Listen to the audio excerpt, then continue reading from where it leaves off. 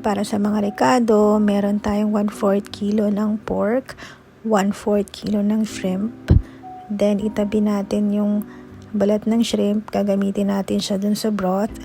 Then 1 medium size onion, 4 cloves garlic, i-mince na. Then wala akong tinapa, so ang substitute ko ay tuyo, 1 piraso lang para makuha lang natin yung smoky flavor ng tinapa. Then depende na sa inyo yung mga pampalasa kung gaano kadami, kung gaano kaalat nyo gusto. Meron tayong patis, may pork cubes, may paminta, asin, at saka annatto powder. Pampakolor lang nung palabok para magandang tingnan.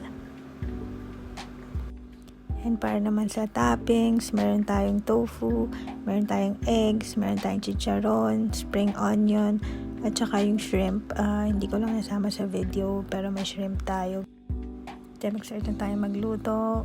Magpainit na tayo ng wok. Then ilagay na yan na. Isaute na natin niya. I-brown lang natin yung pork. Then i-mix lang natin siya hanggang mag-brown. Nalagyan na rin natin ang paminta and salt dito. Tapos i-set aside lang natin siya dahil ipa-fry na natin dito yung shrimp. Siguro mga 2 to 3 minutes lang or until mag-orange na yung color ng shrimp. I-mix nyo lang siya. Then lagyan nyo na rin ng salt and pepper. Tapos i-set aside nyo lang din siya. Kasi gagamitin din natin siya for toppings.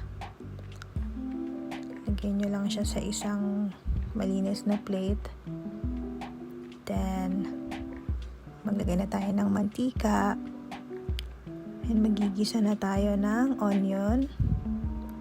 Mix nyo lang. Halo-halo lang siya. Hanggang mag-aroma na. Then, isunod nyo na yung garlic.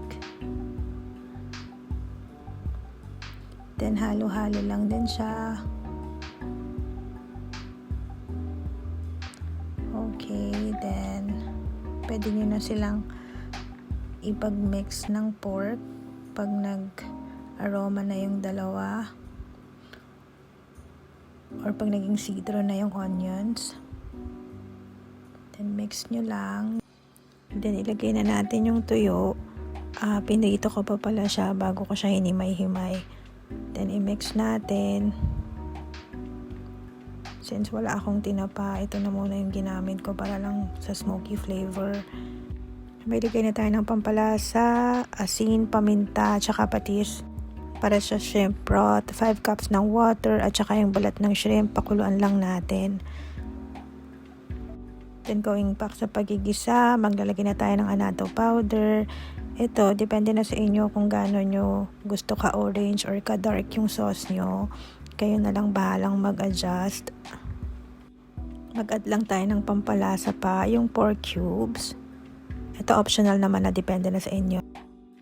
Ilalagay na natin yung shrimp broth.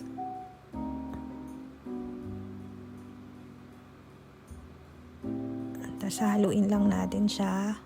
At tatakpan natin, papakuluin lang natin.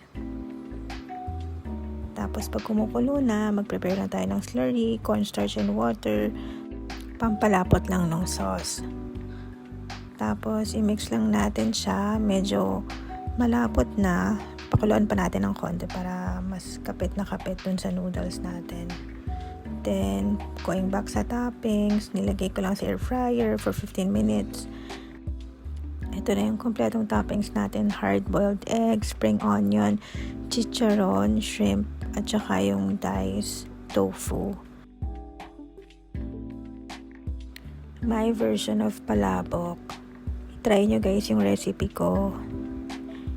Thank you for watching.